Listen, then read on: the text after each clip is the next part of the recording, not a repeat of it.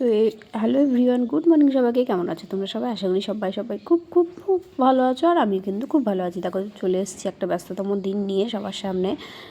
শুধু আমার নয়, সবারই একটা ব্যস্ততম দিন, যেহেতু সব মিডিলে সপ্তাহের মিডিলের একটা দিন, শুক্রবার আজকে।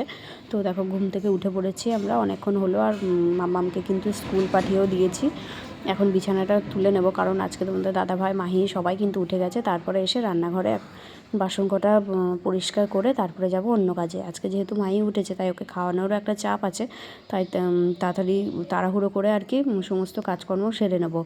তারপরে ওকে দুধ খাইয়ে দেবো, কারণ ও উঠে গেলে না আমার খুবই তাড়া হয়। ও যখন ঘুমোয় আমি কিন্তু শান্তিতে কাজ করি, যে ও তো এখনও ওঠেনি, তাই খাওয়ানোর তাড়াও নেই।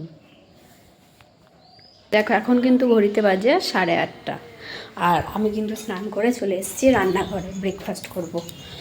রোজই তো এটা ওটার সাথে খাওয়া, তো আজকে ভাবলাম ব্রেকফাস্টটা অন্য কিছু করা। বসেছি হচ্ছে তরকারি, আর ওদিকে হচ্ছে করব ওই ময়দা দিয়ে যে এমনি কর্নার কি রুটি বলে আমি জানি না ওটা, যাই হোক তো ওটাই বানাবো। তো বানাই, তারপরে তোমাদেরকে দেখাচ্ছি যে কী করলাম। তারপর দেখো ব্রেকফাস্ট রেডি করে কিন্তু আমরা বসে পড়েছিলাম খেতে। তোমাদের দাদাভাইকে দিলাম, শাশুড়িমাকে দিলাম, আর আমি নিয়েছি। আমি এখন খেয়ে নিচ্ছি, কারণ মাহি নেই, মাহি গেছে মায়ের সাথে একটু বোনের বাড়িতে, তার জন্য আর কি আমি ব্রেকফাস্টটা সেরে নেবো। ও আসলে ওর পিছনে আবার দৌড়াতে হবে আমাকে, ওকে ঘুম পাড়ানো, খাওয়ানো। কিন্তু বসে পড়েছি তরকারি কাটতে। হ্যাঁ, কী কী রান্না হবে না হবে আগের থেকে ঠিক না করে রাখলে, মাহি যেহেতু ওকে ঘুম পাড়িয়ে আমি রান্না করি, বা ও খেলা করতে করতে রান্না করি, সব দিন তো ঘুমোই না, তো খুবই বিরক্ত করে, আমার কিন্তু কাজ করতে খুবই অসুবিধা হয়। তো কী করব, কিছু করার নেই, সংসারে কাজ তো করতেই হবে, তাই নিজের মতন করে গুছিয়ে নিই। এখন কিন্তু আমি বসে বসে তরকারি কেটে নিচ্ছি। এখন ঘড়িতে বাজে 10:30 মতো, আর এই যে আমার কিন্তু তরকারি কাটা কমপ্লিট হয়ে গেছে। আজকে দেখি বেশি কিছু করব না, আবার হতেও পারে, এখনও ঠিক নেই, বাট এই দুটো রান্না পদ আর কি কেটে নিলাম, এখন এই দুটো বসাবো। চলো দেখো এখন কিন্তু সন্ধেবেলা, আর আমি একটু ফ্রেশ হয়ে নিয়েছি, মানে চুল ঠুল আঁচড়ানো, মুখ টুক ধোয়া, এই তো। তোমাদের দাদাভাই মাইকে নিয়ে গেল হচ্ছে একটু ঘুরতে সন্ধেবেলা করে, মানে বিকেলবেলা করে ওকে না ঘোরালে খুব কাঁদে। তারপরে তোমাদের দাদাভাই বেরোয়, আর মাম্মাম এখনও আসেনি, মনে হয় ওই বাড়িতেই আছে।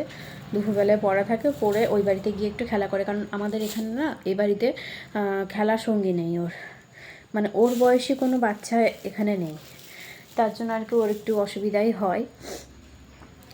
তো তার জন্য আছে ওখানে, চলে আসবে যেহেতু ম্যাম আসবে পড়াবে। তো চলো, মা সন্ধে দিচ্ছে, তারপরে চাটা করব। দেখো তারপরে বলতে বলতে কিন্তু চলে এসেছি রান্নাঘরে, চা বসাবো। যেহেতু মা এসছে, তাই আজকে তাড়াতাড়ি একটু চাটা করব। ওদের জন্য আর কি লিকার চা করব, আর আমার জন্য হচ্ছে দুধ চা। তোমরা কম বেশি তো সবাই জানো যে আমি দুধ চা খেতে একটু বেশি পছন্দ করি, লিকার চাটা খেতে হয় বাধ্য হয়ে, তাই।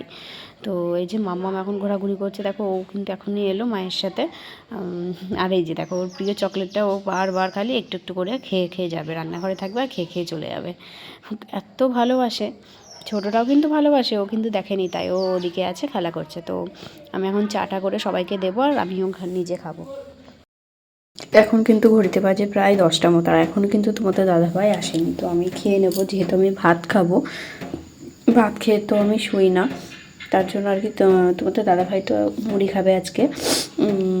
এই যে দেখো ভাত আর তরকারি নিয়ে বসে পড়েছি, এই যে আজকে আমার কিন্তু চিকেন হয়েছিল। তো আমি এখন খাওয়া দাওয়া করে নেবো। মাম্মা আর মাহি কিন্তু দুজনেই ঘুমিয়ে গেছে, মাও ঘুমিয়ে গেছে। তোমাদের দাদাভাই আসলে আমি খেতে দিয়ে শোবো তখন।